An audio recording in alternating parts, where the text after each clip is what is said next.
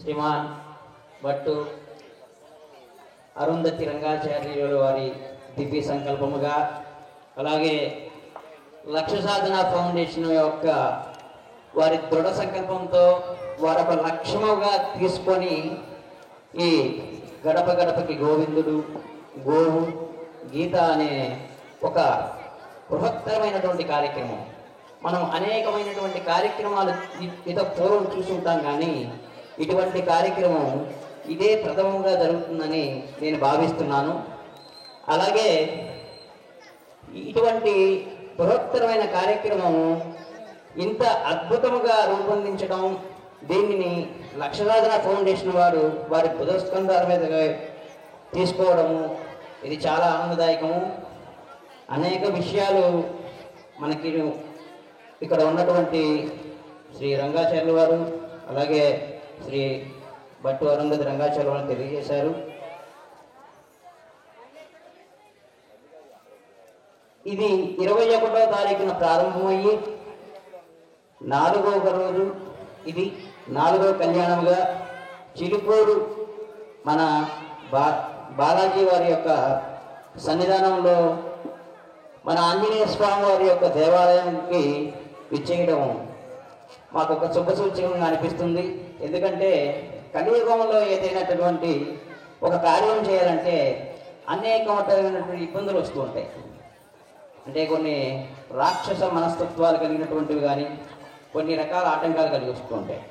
అటువంటి ఆటంకాలను కూడా తీసివేయడానికి ఈ యొక్క ఆంజనేయ స్వామి వారి యొక్క సన్నిధానం చేరుకోవడం, ఇక్కడ కూడా ఈ కార్యక్రమం జరగడం ఇది ఒక శుభ సూచకంగా భావిస్తున్నాను. అదేవిధంగా మేము అయోధ్యలో శ్రీరాముల వారి యొక్క ప్రతిష్టలో ప్రత్యక్షంగా పాల్గొనడం జరిగింది.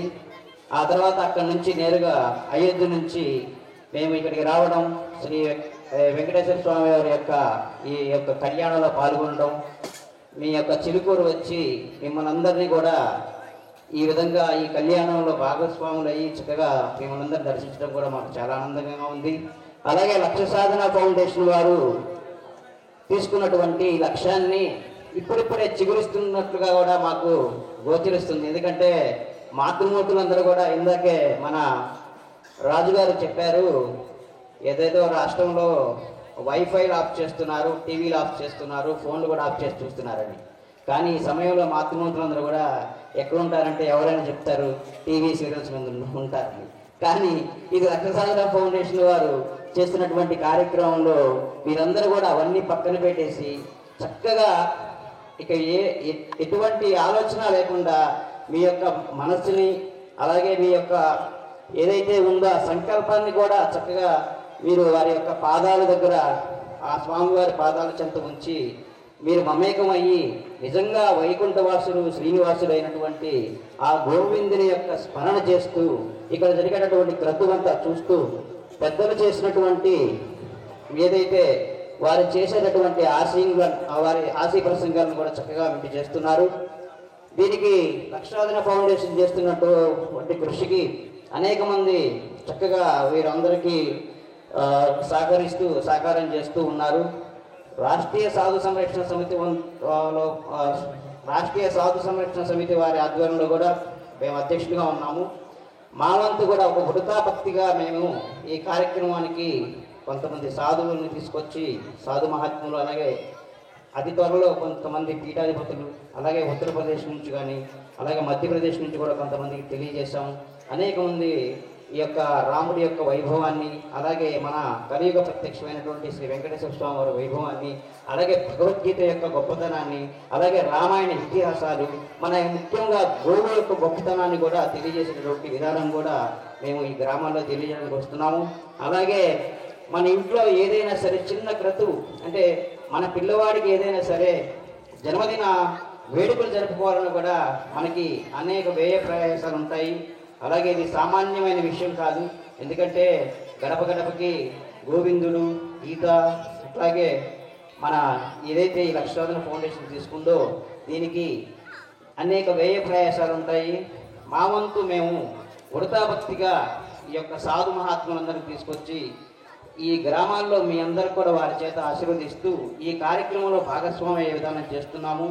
ఇటువంటి విధానానికి మీరందరూ కూడా కొంత, ఎందుకంటే గోవిందుడంటే సాక్షాత్తు గోవుల యొక్క ప్రీతి ఉన్నవాడు. గోవింద అనే నామం ఎందుకు వచ్చింది చెప్పండి, మీరు చెప్పగలరా ఎవరైనా? గోవింద అనే నామం ఎందుకు వచ్చింది? గోవింద అంటే ఎందుకు అంత ప్రీతి అవుతాడు ఆయన? అంత భక్తి ఎందుకు వస్తుంది వారికి గోవింద అంటే? ఒకసారి చెప్పండి మీరందరూ, ఏడుకొండలవాడ వెంకటరమణ గోవింద గోవింద అని. ఒకసారి ఏం చేస్తున్నారంటే, తిరుమలలో వెంకటేశ్వర స్వామి వారు చక్కగా నడుచుకుంటూ, అప్పుడు అరణ్యం కాబట్టి వెళ్ళిపోతూ ఉన్నారంట. అయితే ఆ వెనకాలే ఉన్నటువంటి ఒక గొల్లవారు ఏం చేశారంటే, వారు కూడా అక్కడే పరిసరాల్లో తిరుగుతూ ఉన్నాడు. అయితే ఏం చేశారంటే, వెంకటేశ్వర స్వామి వారు నడుచుకుంటూ వెళ్ళిపోతూ ఉంటే అక్కడ ఒక గోవు ఉందట. గోవు ఉందంటే ఈ స్వామివారు ఏదో గోవును మర్చిపోయి వెళ్ళిపోతున్నారు, ఈ వెంకటేశ్వర స్వామివారి ఈ స్వామివారిది ఈ గోవు అనుకుంటా అని చెప్పేసి ఆయన మర్చిపోయి వెళ్ళిపోతున్నారేమో అనుకుంటా పరధ్యానంలో ఉండి వెళ్ళిపోతారు స్వామివారు. ఏం చేస్తారంటే, ఈ గొల్లవారు ఏం చేస్తారంటే గోవును తీసుకొని, ఓ ఇదిగో గోవింద, ఇదిగో గోవింద, ఇదిగో గోవు ఇందా, ఇదిగో గోవు ఇందా అంటుంటాడు. అంటే అయ్యా ఈ గోవు ఇదే నీదే తీసుకో, ఇదిగో నీదే గోవింద అంటుంటాడు. ఈయన గోవుని తీసుకొని వారి వెంట పరిగెత్తుకుంటూ వెళ్ళిపోతూ ఉంటారు. కానీ స్వామివారు అది ఒక రకమైనటువంటి పరవశంలో ఉండి వెళుతూ ఉంటారు. వెళ్ళిన తర్వాత చివరికి వెళ్ళి, ఏమయ్యా స్వామి, మీరు చూస్తే చక్కగా స్వామి భక్తస్వామిలా ఉన్నారు, మీరు గోవు మర్చిపోయారని చెప్పేసి నేను ఈ గోవుని తీసుకొని నేను వస్తున్నాను కదా మీ దగ్గరికి, మీరేమో ఏదో పట్టునట్టుగా పరధ్యానంలో ఉండిపోయారు. ఏమిటంటే, ఏమైనా చూస్తే నాకు వినిపించింది మీరు చెప్పినటువంటి గోవింద అనేది, కానీ నాకు ఆ గోవిందనామం అంటే అత్యంత ప్రీతినైనా, నువ్వు ఎన్నిసార్లు స్మరణ చేస్తావో నాకు అంత ఆనందం కలుగుతుందని చెప్పేసి స్వామివారు తెలియజేయడం అనేది. మనం ఒక్కసారి కనుక ఇందాక మన రంగాచార్యులు వాళ్ళు తెలియజేసినట్టుగా, భట్టు రంగాచార్యులు వాళ్ళు చెప్పినట్టు స్వామివారికి ఎన్ని గోవులు ఇద్దామని అడిగారు. ఎన్ని గోవులు ఇస్తారు చెప్పండి? ఎన్ని ఇస్తారు? మన మనస్సు యద్భావం తద్భవతి, ఎన్నైనా వచ్చు, కోటి గోవులు కూడా ఇవ్వచ్చు.